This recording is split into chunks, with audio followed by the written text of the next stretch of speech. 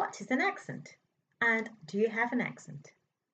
Hello, everybody. My name is Tila Raja, and I'm a speech therapist and I run the Perfect Pronunciation Academy.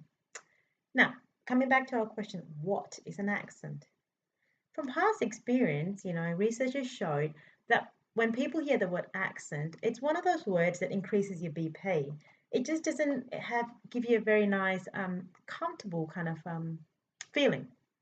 Like if someone says, "Oh, I was talking to somebody and he had an accent," usually you would think, "Oh, what did he have?" Not like, "Oh, what accent was it? Was it lovely?" So the word accent usually has some random connotations in the public. Well, I guess this is media.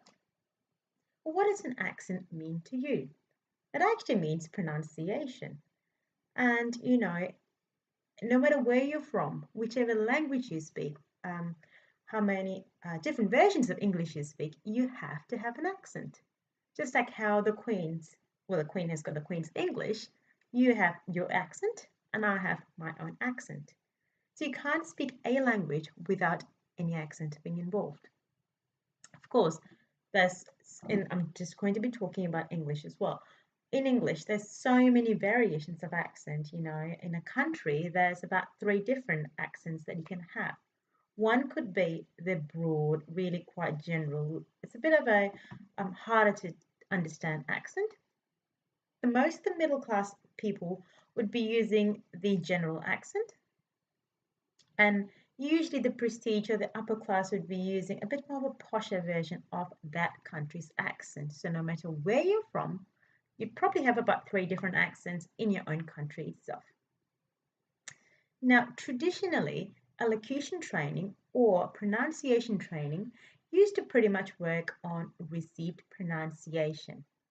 Received pronunciation usually means English that is spoken by literally the Queen, British English. Nothing wrong with sounding like you're from Britain. However, if you do not live there, like I don't, I live in Australia, in Perth in Australia, I don't really want to sound like I'm from Britain. So the accent training that I do is called standard neutral accent. I'll tell you a little bit more about that in a second, but in a summary, what it means is that you sound pretty neutral, you sound clear, your diction is pretty easy to understand, and people would not be able to pinpoint where you actually come from when they listen to you.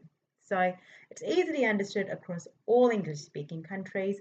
Bit hard to detect where you come from, but most very importantly, you are very easily understood.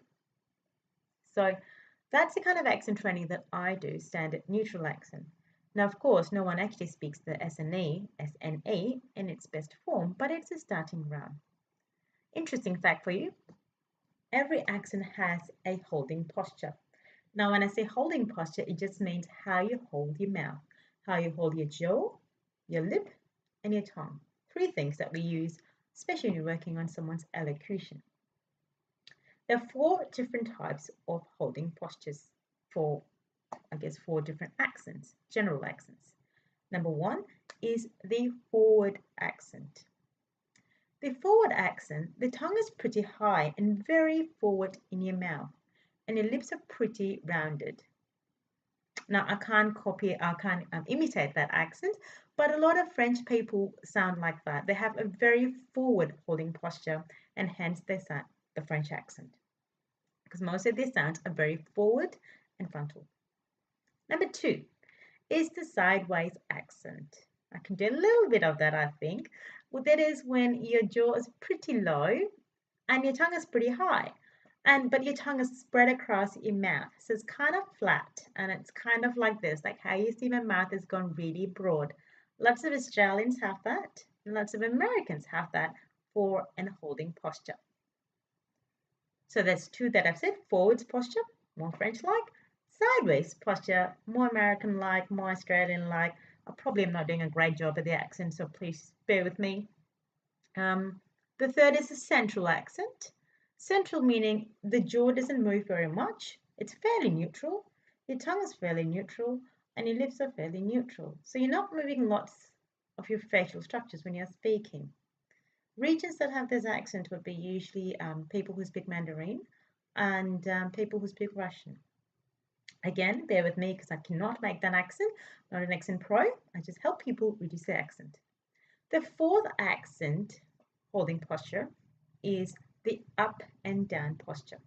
Now, that is a posture that I'm going to be focusing lots on. That's a posture where your jaw is low, which means it's open, and your mouth is quite narrow, a bit like you're holding an O, like that. And that's how you speak. Accents which have the up and down posture are the standard neutral accent, which is what I talked about, the English accent, which is your received British accent, received pronunciation, sorry, and the South African accent. So these three accents have an up-down posture, which means your jaw moves quite a fair bit, giving you a nice resonant, clear speech sound. So have a play and go, which holding posture do you have? Do you have a forward posture? You sound a little bit like a French, or maybe you're a French speaker. Or maybe you have a sideways posture and your mouth is quite broad. Or you have a central posture where you're not moving your jaw very much. The fourth one, the up and down posture when your jaw drops a fair bit. Now, if you have liked what I had to say and you're interested in finding out more, have a look at my website, which is perfectpronunciationacademy.com. Have a look at it.